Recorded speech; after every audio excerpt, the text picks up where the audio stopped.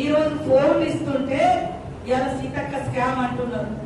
ఏ scam జరిగిందంటే వారు ఏమంటారంటే మేము కేంద్ర ప్రభుత్వం మాకు ఇచ్చింది 11,800 రూపాయలలో మీరు ఫోన్లు కొనాలని ఇచ్చారు. మనం ఒక్కసారి టెండర్ వేస్తే ఒకటి 14,000 అయితేనే ఇస్తాను వచ్చి 14,000 ఒక ఫోన్ మేము ఇయ్యం బాబు అని మళ్ళా టెండర్ పిలుసు. మళ్ళా పిలిస్తే 11,650 రూపాయలు అంటే 150 రూపాయలు కేంద్రం ఇచ్చినా కూడా మిగిల్చినాం.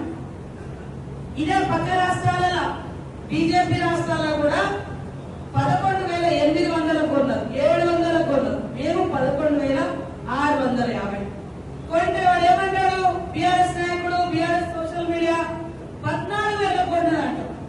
అది 11,650 కొంటే 14,000 ఎక్కడ వచ్చినాయి? మరి ఆధారం ఉంటే చూపించాలి కదా. వాడు ఏం ఆధారం చెప్తాడు? ఫస్ట్ సార్ ఒక టెండర్ అయినప్పుడు ఒకడు 14,000 వేసాడు, మేము అది క్యాన్సల్ చేసినాం. మరి క్యాన్సల్ చేసి చూపిస్తలేరు ఇక్కడ.